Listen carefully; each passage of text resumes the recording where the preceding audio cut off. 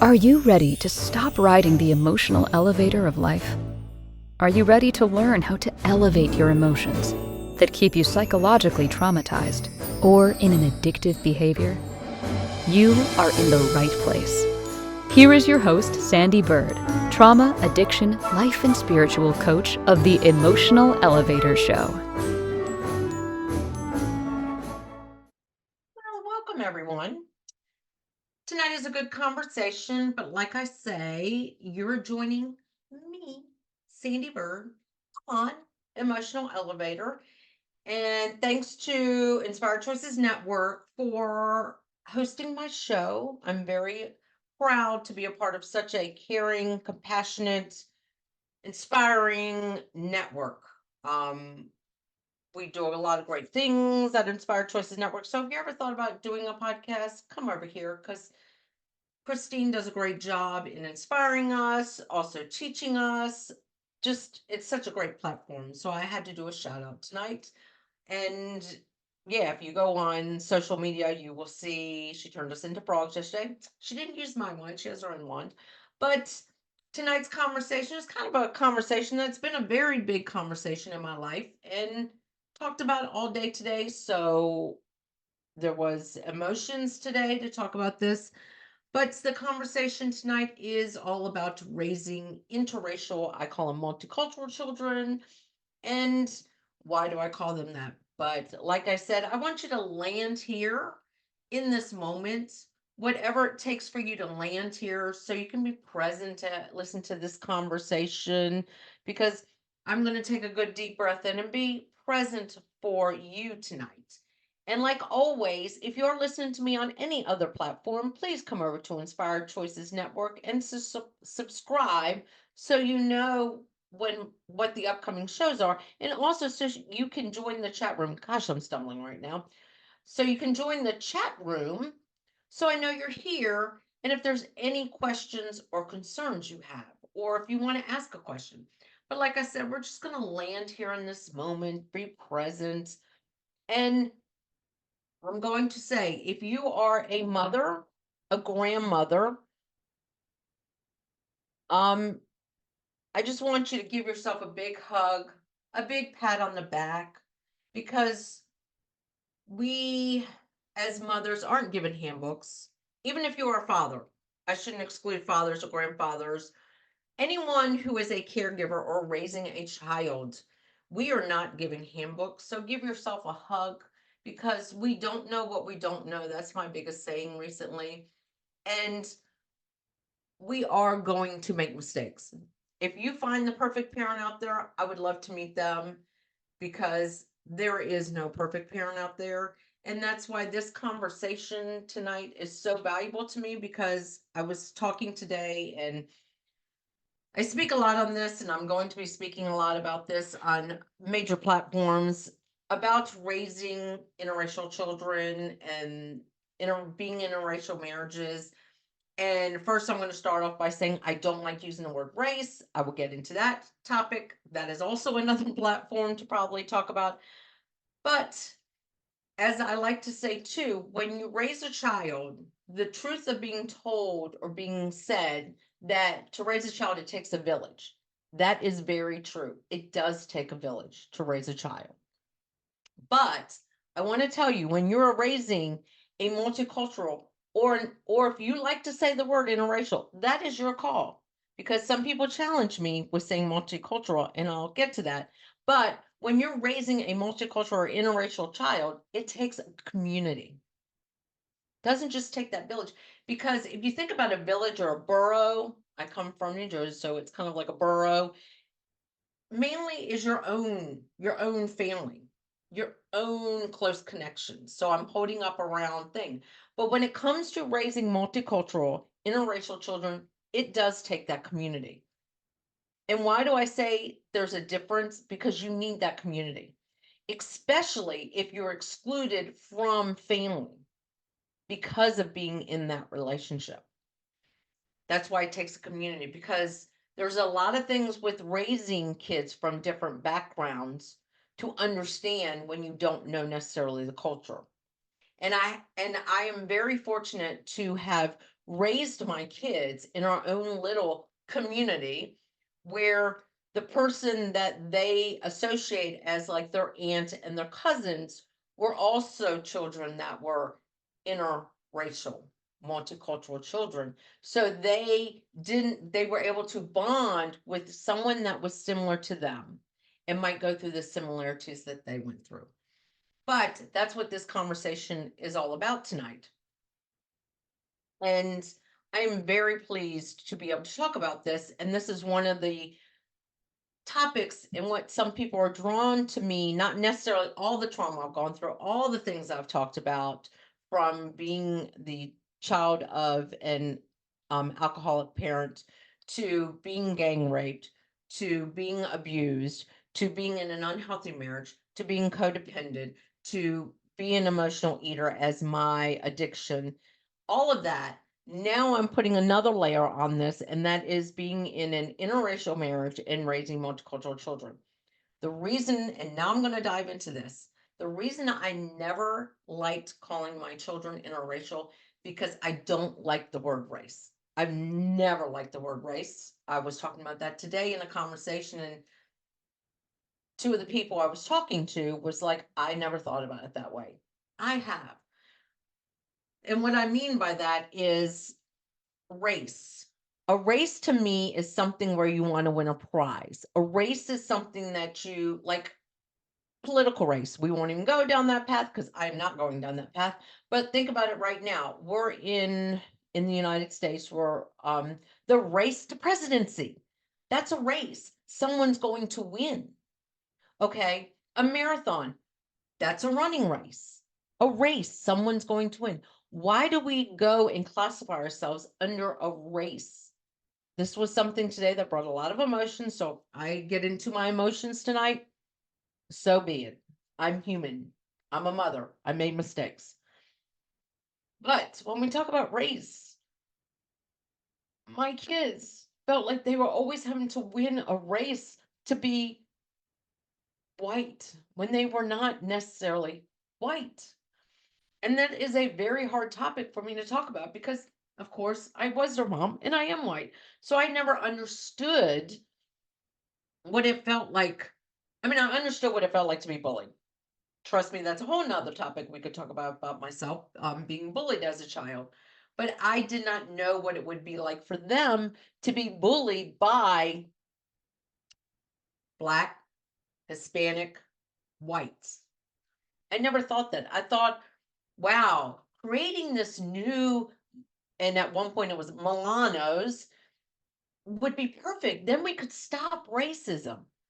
No, what I learned was that it made my kids not identify, maybe that's another topic, to identify with a race. And what were they trying to compete to be? So that's one of the reasons why I call my kids multicultural. So, what are my kids? My kids are beautiful, they are talented, they are smart. But when you look at my kids, you ask, what are they? And people, I'm going to say some things tonight that might trigger you. So this could be a trigger warning. Do not ever, please ever go up to a child that does not look like their parents and say, you know what? I was adopted too. Because my kids do not look exactly like me. And they are not adopted. Trust me. I went through the birth. I was there. I was present. They are mine. But I do remember my two younger kids because we were pool rats. Of course, I got pretty dark during the summer. Um, but my kids, because they were pool rats, spent all the time at the pool, did get very dark. And one time at a school, a parent came up. I'm going to say my kids were my younger two, fourth grade. My older one would have been sixth grade. No. So he was fifth grade and they were third grade. So came up and said, "Oh, wow, they're cute. What are they?" They're children. Okay, number one, they're children. Oh, I mean, like, what are their parents? I'm one of their parents, and their father is Black. Hispanic, and Indian. Oh, no, really. I mean, they are adopted, right? No. And then you're looking at these kids, younger kids, with this perplexion look on their face, and you go, oh, it's okay. I was adopted too. Where in society is that okay? Especially when your kids sometimes look and go, how are you really my mommy? Like, some of my kids do have my features. Like, I've been told my daughter has my mouth. Um, my middle son has my long face. My older son does look a lot like my brother. Um, so yes, there are similarities with my children where you can see features of me. Even recently, someone said, oh, yeah, I can see how Cassie, my daughter, looks like me. But it does not matter if my kids look like me or not. They're still my children. And raising them has been difficult in many areas. And that's what this conversation is a lot about, is raising them. And being a parent alone, we make mistakes, but being a parent and not knowing how to culturally raise a child is difficult in and of itself. Now, I'm not saying that their father was not present. Their father was present.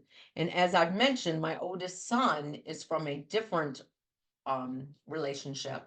So his father was not present, but he knows that he also is mixed with other mixtures of African, Filipino. We don't know all of it because he too was adopted and not in the picture. So that's here or there. Had that conversation already on one podcast. But what I'm trying to say is that a parent was present of a different culture. And I'm going to use the word culture. If you want race, you can choose race. I just don't like to say race. Um, but he was of a different culture. His background was his father was half Filipino, sorry, that was father number one. He was half Puerto Rican. His father was pure Puerto Rican. Um, and his mom was black, and she had some Indian in her, an Indian tribe around here in Virginia. Anyway, so he was present, but he still did not really give them the Puerto Rican part of their livelihood. His father was not around for him in his life, but he knew because part of his name was part of his dad's name. So he knew that he was part Puerto Rican. But that's what I'm saying. When you're raising multicultural children and you want them to embrace their cultures, but you don't know their cultures, it's still difficult, very difficult to raise these children. And you already are compound with just raising children in general is we don't do everything right and we don't do everything wrong. You got to have an equal balance of right and an equal balance of wrong. But this conversation tonight is a lot about raising these children and how we as a collective, as society, need to start breaking down these barriers. And if you're coming from me in different parts of the world, you might not have these strong barriers that we have here. And it can even be different religious backgrounds, because that is a big thing too. And that is a conversation growing up for me was where I came from in Jersey. You just didn't marry out of your race. Like we are Presbyterian, Christian, um, Dutch, Scottish, and English.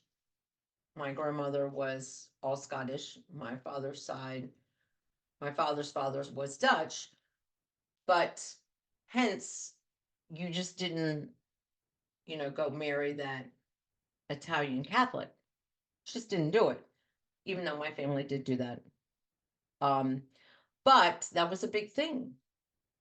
But I never knew, and being part of conversations here where I'm from, that to cross that race line, and that's where I'll say the race line, like you don't cross a race line, was difficult. And I kind of thought, oh, who cares? The times are changing. And there was a conversation that my mother had with me is I don't care, Sandy, 100%. I don't care that you date whoever you want because I always dated around the world. And I might have already discussed this that when I was gang raped, I was basically no, and this might have been turned a difficult conversation. Now I'm mixing things up that no white men would want me.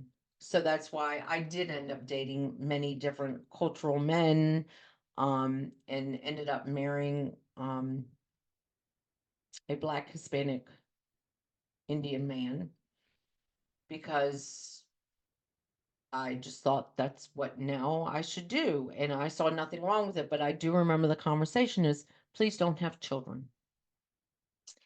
And I was like, wow, that's like racist. Like, how can you say that? That's racist. Do you not see some of the most beautiful children of the world? They are mixed, mixed. The most beautiful children in the world are mixed. And I mean, shoot, the Dutch mixed with the Scotch and all of that. I mean, what's the difference? So I mixed. I decided to make my own mixing pot. Let's mix in the chocolate, the vanilla. Let's make this perfect chocolate chip cookie. Didn't realize that that chocolate chip cookie is not everyone's flavor in life. Sometimes the chocolate don't like that cookie and sometimes the vanilla doesn't like that cookie.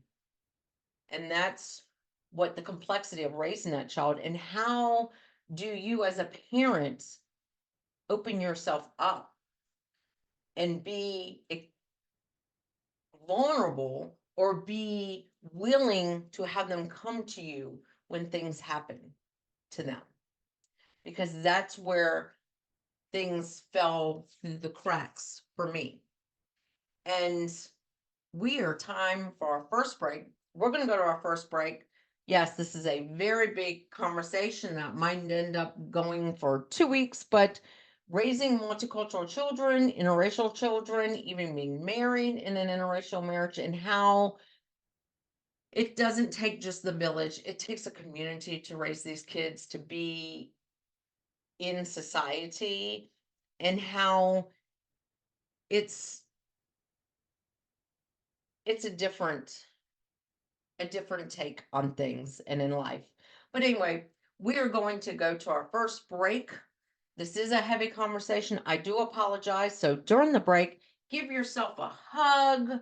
If you're a parent, if you're a grandparent, if you're a father, parent, grandparent, aunt, uncle, whoever is raising children, give yourself a big hug because we are not given manuals. We are given books on what to expect when you're pregnant, but not what to expect the next 18 years of their lives or how many ever years of their lives because we are going to make mistakes. But that's what this conversation is kind of about is learning from our mistakes, but especially when you're raising children of different backgrounds. So we are going to go to our break, but just continue to embrace yourself and hug yourself because you don't know what you don't know. And I hope this conversation opens up your eyes if you've never thought about these kind of relationships or these kind of children. So we're going to go to our break. Thank you. Are you living a life of psychological trauma or suffering from an addiction? Are you ready to learn new techniques to elevate your emotions without sustaining or obtaining them from substances that are not good for your mind or body? Then continue to tune into Emotional Elevator with trauma, addiction, life, and spiritual coach, Sandee Byrd, where you will learn techniques to elevate your emotions that don't require a magic pill, food, or impulsive behavior. Listen to Emotional Elevator with Sandee Byrd, Wednesdays at 7 p.m. Eastern, 6 p.m. Central, 5 p.m. Mountain, 4 p.m. Pacific, on InspiredChoicesNetwork.com.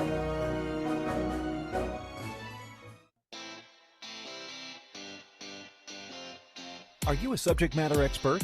Are you here to share your expertise with an audience waiting to hear from you in only the way you can deliver? Are you ready to have your voice amplified across the airwaves? Inspired Choices Network has a global radio platform streaming to millions of people across the world. Professionally produced and supported by an accomplished team every step of the way, you can broadcast from anywhere in the world, knowing your voice matters, and we ensure it is delivered with ease and efficiency. Eager to hear your message, the world awaits. Contact us today to become an Inspired Choices Network radio host. Email become a host at inspiredchoicesnetwork.com. This is Emotional Elevator with Sandee Byrd. To participate in this program, join the live studio audience in our chat room at inspiredchoicesnetwork.com. You can also send an email to sandy@emotionalelevator.com. Now, back to the program. Welcome back. I'm sorry, but my music and listen to Inspired Choices Network's commercial definitely uplifts me every single time. I really love the music I chose. But like I said, this is Sandy. I am Sandy on Emotional Elevator at Inspired Choices Network. And like I said in the first part of the show, we always say raising children takes a village, but raising multicultural children takes a community. And what do I mean by that is because we need the community to always come together to embrace these kids. So I'm going to tell you things that I learned as my kids became more of adults, that they were able to speak to me on levels that I could never understand because I was a white mom. But these are conversations that we need to come together as communities. And we need to put aside our differences to raise these children, because it's our differences that create their feelings. As parents, we already sometimes don't build our kids up to give them the confidence, the feelings of worthiness. That's just, that's just part of parenting. We don't know what we don't know, and we don't realize what we're doing and how we're doing it can affect our children. But when you're raising children that realize that one of the parents will never understand what they're going through, it's true. And when it comes to being in a multicultural or interracial marriage, the struggles within that too is compounded. And then you bring children in there and you're already compounding that situation. So that's what the topic is tonight. And it's about raising my multicultural children. And I want to enlighten parents out there who might be young parents of these children, or who might be grandparents of interracial children or multicultural, because, like I said, I do not like that word interracial. I should just say mixed, Milano, however you want me to word it. But the reason I don't like interracial, is because I don't like the word race. I don't like to see the word race, because what are we racing to become? What makes white superior? And that is a whole nother conversation that I'm not going to get into. But raising these children, I never knew what it felt like for them to be chased on their bikes because they were presumed to be Black kids. Um, I did not know that. I heard about the story when my kids were much older. And also being in that marriage, me being okay, so their father was a chef, a very good chef. Um, but of course, he was indigenous, Black, Hispanic. Um, so his level of pay was not as much as a white woman who had not a completed college education in social work, but I am a certified life coach, spiritual coach. I have many certifications in many areas, but I still would get paid more. So I was the breadwinner, and I spoke about that on my last show. If you didn't listen to it, Cold Mother Syndrome. So I was not as present in the home but that still did not give them the cultural background that they would have loved to have grown up with. And then, as I've stated, their father passed away when they were in high school. And when their father passed away, it was way before here. If you're familiar with Richmond, Virginia, if you're listening to me because you know me in Richmond, Virginia, back when COVID started was when our statues came down and we had a major um, upheaval. Um, the Black Lives Matter movement started, and that's when the climate changed, and that's when my children felt more that they were sectioned out, but they were sectioned out in school. So when we talk about raising the multicultural children, we need to embrace emotions that might not be there normally. Same thing for transgender children, gay children. There is going to be times where you have to have the emotional and mental capacity to handle the challenges that they're going to face. Did I know that? No. Do I know that now? Yes.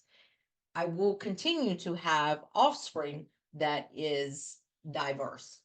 So at this point, I know the conversations, and so do my kids, are going to have with their children, and how I can approach the conversations in a different way with my possible grandchildren, possible generations to come. There are no generations to come right now. But it is having those challenging, or being open and receptive to have a conversation, even though I might not understand. And that's what I learned in the last few years, is there are conversations I never thought I would understand. So my children, to give you a backstory, their father grew up in a very rural country area of Virginia, near near the Chesapeake, over near Tappahannock. He was also a very big football star, wrestling star, in the papers, everything. He was well known in the community. If he was ever to get stopped, oh, hey, Kevin, how are you? Blah, blah, blah, he'd go. He was in a horrific car accident. He was actually saved by a policeman and a firefighter. He was brought back to life. He lived. So I'm going to go down this road. The My kids never feared for the police, so I never thought I'd have to have the conversation with them. If they ever get pulled, here's what they need to do. And would it have any velocity coming from a white mom, because their father had already passed away? So why this conversation now has become so important for me, and this is where I get emotional. My daughter, when she was 19 years old, got pulled. Her car smelled like marijuana. She was dragged out of her car, pushed to the ground, and handcuffed. Will I ever understand as a white mom? No. Did I ever think I would have to have that conversation with my children, my daughter especially? My sons? No. But that's what the difference is on raising multicultural children, because, and as we were raised here, 5% means you're black. And I never thought to think about that or grasp that as a parent. And I had to. And not having their father in the picture. And now, as I've mentioned, my husband now, and this is another funny story when it comes to my children, is, white, spends his time out in the sun for the power companies. So he does look like he could pass as Indian because he's got long hair, no tattoos. But how is he ever going to understand to have that conversation as the father figure? Like, this is how you got to act, this is what you got to do. And that's the problem. And that's why I fight these battles in my local community, because there should not be a problem. That's the big thing. And also, them not knowing, like today, there was a big conversation with my daughter when she said she's part of a difficult conversation called Angry Black Woman. And I'm always like, it could be her Hispanic side. And she's like, Mom, why can't you accept the fact that I'm black? And I'm like, and I denounce it because I want her to also include the white. And during that conversation, she goes, how can I embrace a heritage of mine, Puerto Rican, if I don't know about it. And she made a point. And that's one thing she does not know. They don't know about their Hispanic side. What they do know is last year when my daughter and I went to Costa Rica and we got to Costa Rica and we went through customs, they right away started speaking Spanish to her and asked her what her Hispanic background was. Well, I'm part Puerto Rican. And down there, I never, when she cried, and well, she was able to speak Spanish. She's very fluent in Spanish, but she doesn't speak it often.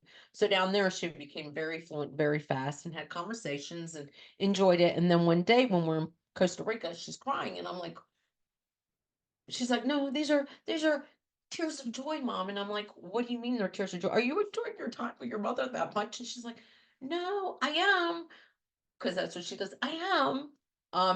But you don't understand what it feels like to feel somewhere where you're accepted. And that broke my heart as a mother because I realized that my kids never really felt accepted. And today, having a conversation with my daughter, with the gentleman who holds these conversations that I've joined up with, um, that as she was breaking it down, growing up, she was too dark to, she was too black to be part of the white, and she was too white to be part of the black, and she never really knew her Hispanic side. So they accepted her, but they didn't really accept her because she didn't embrace that side of her culture. So my kids never felt accepted in their community and their society, and where do they fit in? So that is another complexity to raising multicultural children.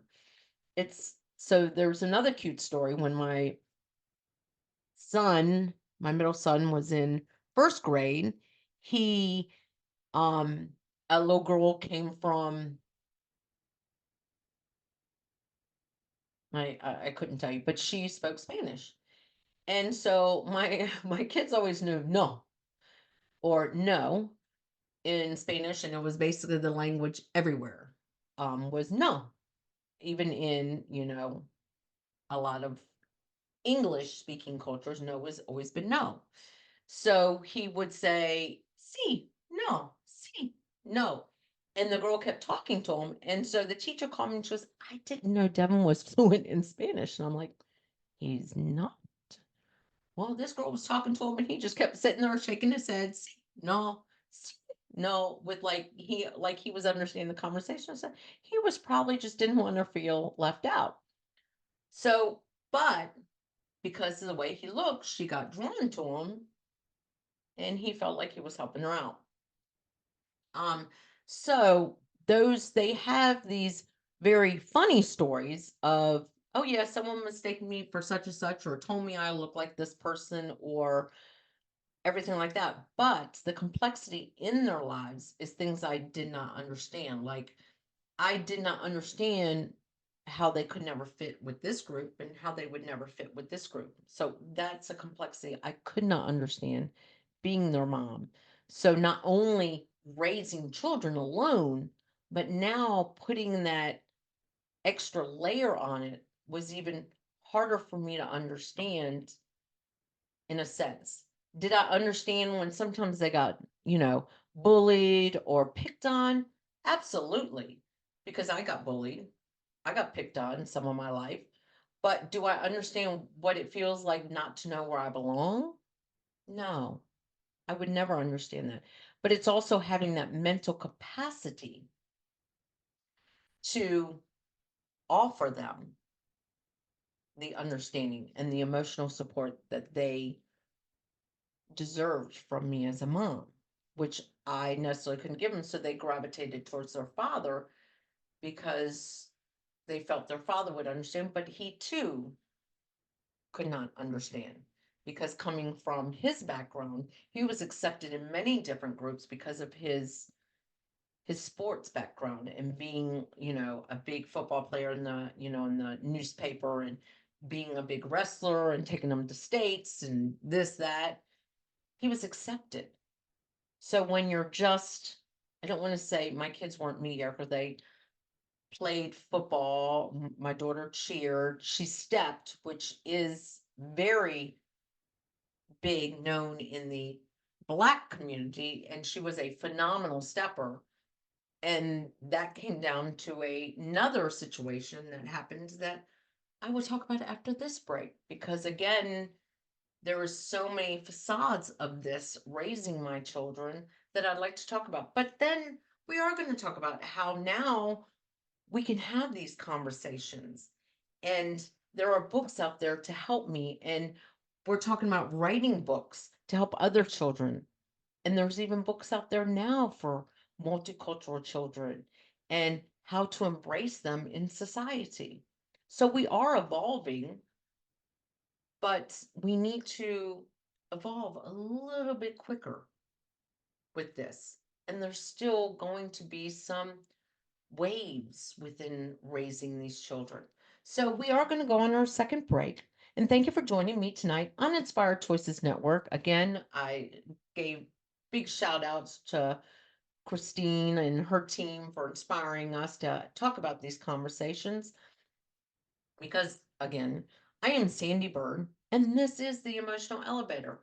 And stay tuned.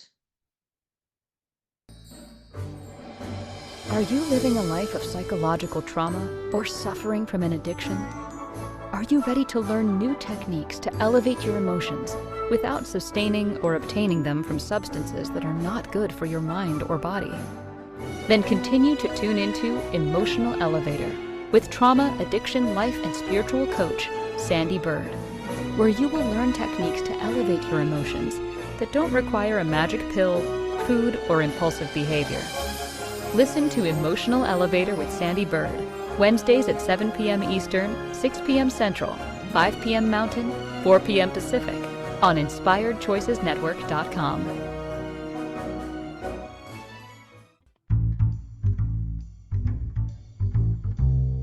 How wonderful would it be to carry your favorite Inspired Choices Network host with you throughout your day? Well, now you can. Inspired Choices Network now has its very own mobile app. Our free app offers live streaming shows, along with thousands of podcasts and TV episodes. Our shows cover a wide variety of topics. Whether you're waking up with us, carrying us through the day, and taking us to bed with you, we're always here for you to enjoy. We're easy to find. Just search for Inspired Choices Network in the Apple App Store or Google Play Store. This is Emotional Elevator with Sandee Byrd. To participate in this program, join the live studio audience in our chat room at InspiredChoicesNetwork.com. You can also send an email to sandy@emotionalelevator.com. Now, back to the program. Welcome back. Sorry, like I said, I always eat before I come on here, so I feel like sometimes I get the burpees. Anyway, if ever you want to reach out to me and have a conversation, if you are concerned about raising your children that are multicultural, and how do I handle this, or how do I do this? And I'm always willing to have conversations. And if I don't know, I do have people around me that I can ask. But if there's a lot of topics that have happened with me, and I think that's why I've become an expert on raising multicultural children and the mistakes. Don't do what I did, or do what I did. I could have a whole playbook on don't do what I did. Just raising children in general, but multicultural children, I can tell you. Also, when it comes to having different baby daddies of different cultures, losing a parent that's not the same culture that you are, and how to handle that. I am definitely your grand old encyclopedia on just how to mess up your children. How about that? I'm an expert. No, I'm not. Today my daughter right away praised me and said, Mom, you don't realize how great of a job you did. Then I kind of want to turn around and go, but you've criticized me for how many years now? But that's beside the point. But now seeing that I'm embracing, yes, I did do this and I should have done this, makes me the best guidebook for other people. And it's going to make my children the best parents for their children, because it doesn't matter who they marry or who they decide to cohabitate with. they're going to still have mix on mix on mix on mix for generations. And having these conversations and talking about it is what lifts me up to know that I am building foundation for other people out there. So, like I said, you can reach me at sandy@emotionalelevator.com, is my email. Or please reach out to me. I am Sandee Byrd, Sandee Steamster Byrd on Facebook. I now have Joyful Journeys with Sandee, RBA. Also, since I'm a laughter yoga leader, but you can reach me on Sandee Steamster Byrd because that's who I am on platforms, on LinkedIn, on anywhere. If you want to have a conversation with me, or email me at Sandee, Sandee, Byrd, Byrd, coach@gmail.com and have this conversation with me because I will be coming possibly to a town near you having these conversations because I feel like this topic is a topic in this day and age that we should be talking about. And how do we have these conversations with our children, especially if there is a parent of a different culture? I do know some reverse cultures, like I know a black woman that has a child with a white man. That I know she's Filipino and he's German. um I know a Filipino white mixed with the black and white, so they have mixed children. So I have many people I can reach out if you have cultural questions. Many people. I've built my community around those around me that have engulfed that, so I know what I can learn, and I can help others learn from them as well. And I think that's why my community has grown that way. But what do we do when we don't know the answers? We ask. And here's the thing, raising a daughter, a multicultural daughter, was the challenge came, and I might have even mentioned this on one of my shows. I need to go back and listen to them.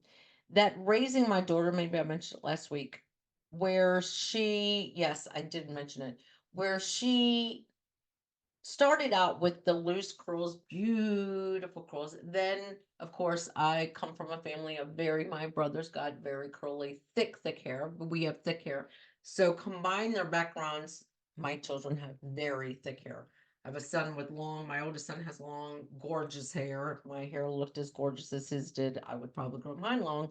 My daughter has very thick hair. She also has some dreadlocks in the back of it, because that's what she wants to do. And embracing that. Whereas when they were growing up, I wanted them to be more white. So please don't do that. Let's have the hair like this. But like I mentioned before, too, is I never knew how to properly care for her hair, and I had to learn. But who did I have to learn from? From my community. Why? Because I not necessarily could have learned from my husband's mother because I hate to say this, laughed in my face a lot. But at the same time, that's where we need to build these communities. And trust me, if you want to reach out to me about you don't know the proper hair products, hey, I've learned them all. We've experimented with my daughter who's got beautiful hair. Follow me, you will see her. We co-host the Mindful Movement RBA. But that's what I'm saying. Like learning this now definitely creates the bond between us and I will go to bat for my children. I will go to bat for other children that don't feel like they have a voice in the community because it has definitely been an emotional roller coaster for me to raise my children and make the mistakes that I made with them, with being multicultural. But now, with them really not having their father in the picture, it's now even embracing their culture even more. Being aware of their culture, being involved more in the Black community for me has gotten even greater for me. Wanting to be a part of the community where I can be comfortable with my children in that community, where I can embrace it for my children. And so they can feel like mom is very accepting of this, because kind of when they were growing up, I wasn't as acceptive of that. It seemed like it was one or all, one or none. And that was a big part of it. And especially when you have families, and I know people, if you're listening to this conversation, if you come from a family that is not accepting of it, find your community for your kids. Find that community for your kids. In Richmond, years ago, when my kids were, I think they were in elementary school, we had a community that was like a meetup group, which would be a meetup group now, which gives me an idea, where we had this event at a church every month, where all the kids could come and play, and we could sit around and talk. What are the challenges being multicultural? How does your family handle it? How to handle your family? We had these conversations.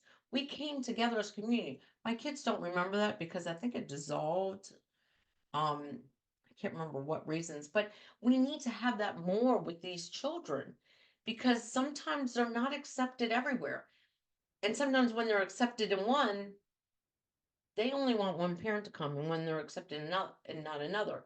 So that was a little bit of a conversation that I wanted to talk about too on here. That was part of a difficult conversation. How I got grabbed into it was they were talking about colorism and how racism even involves in cultures, like if you're dark or light or whatever. But my daughter, being an excellent stepper, um, she was invited to many different step groups. She was a big stepper, very good stepper. She says now today, she said that was the one way she could get her anger out, and she was good at it.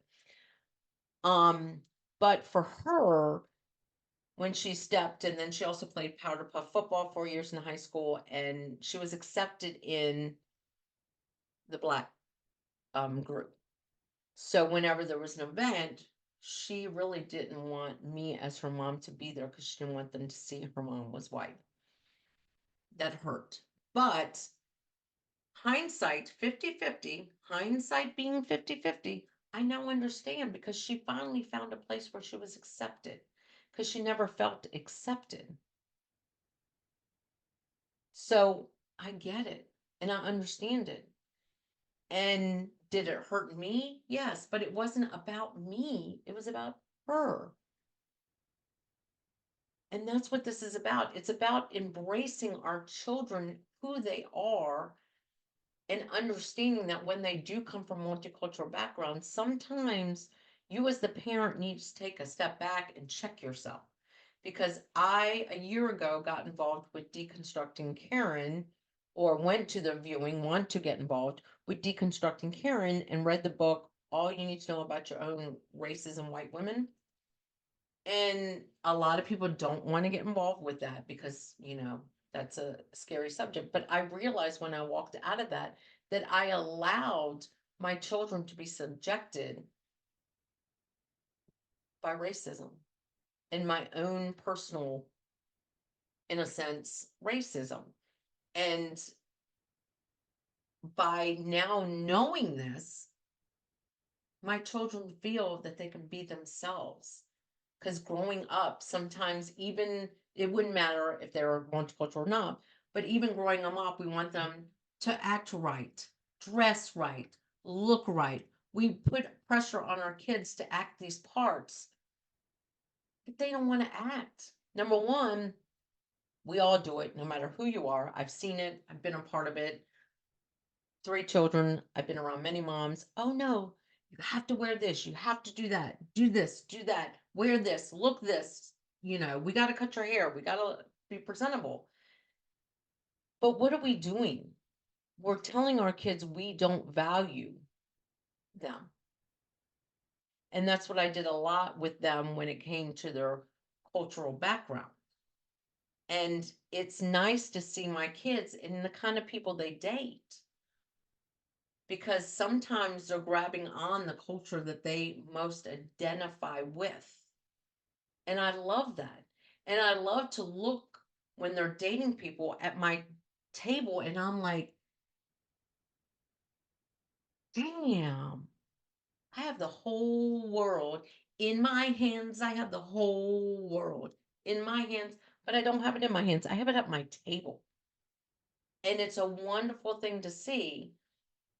But then I'm grateful because of all the lessons I've learned on what not to do for my next generations and all the pivoting that my children and I've done for us to embrace and for to see their mom get involved with movements and groups to stand up for them when they feel like they don't have a voice. My mom wants to change the way people view us when before she hid behind it because it was another trauma response for her. But now my mom's standing up and putting out, this is my daughter and I'm proud of her because she's beautiful. She's wonderful. She's great. My sons, because they're independent, they're gorgeous, and they are lovable.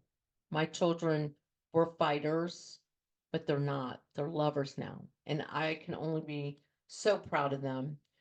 And yes, I could definitely do a big manual on how to raise multicultural children and the lessons I learned through the mistakes I made.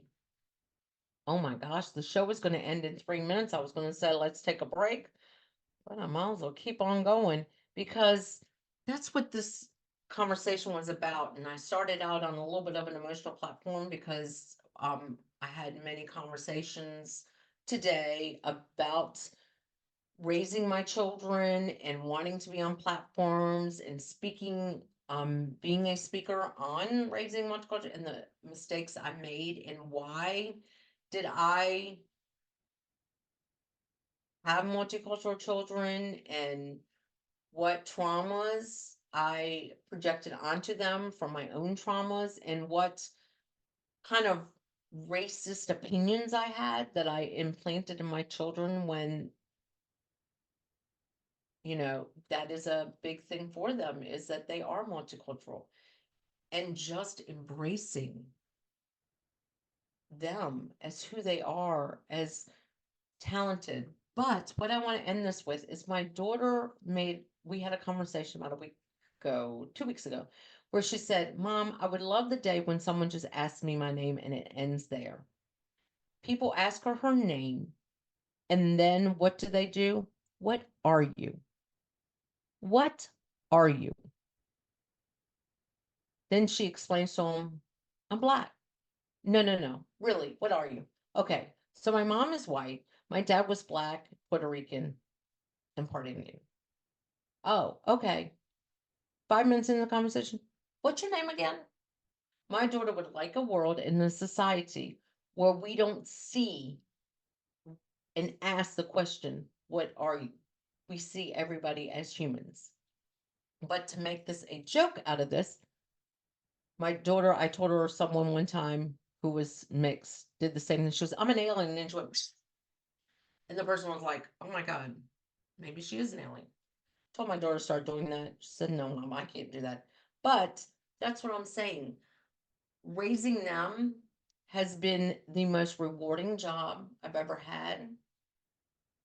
And it's been one of the most difficult jobs I've ever had. But like I said, reach out to me if you have any questions on raising those children, because I am an expert at do this, don't do that when raising them, or here's the conversations you had, here's the conversations you want to have, and just embrace life as a whole and not as sections. And I want to always end with giving yourself a big hug for listening tonight, and a big hug if you're a parent, a grandparent, a child caregiver. Just give yourself a hug because you're doing the best you can with what you know. So thank you for joining me tonight on Emotional Elevator. I am Sandee Byrd. Thank you. Thank you for listening to the Emotional Elevator Show. Sandee returns Wednesdays at 7 p.m. Eastern, 6 p.m. Central, 5 p.m. Mountain, 4 p.m. Pacific on InspiredChoicesNetwork.com. Until then, start elevating your emotions and stop riding the emotional elevator that is stopping you from living the life you deserve.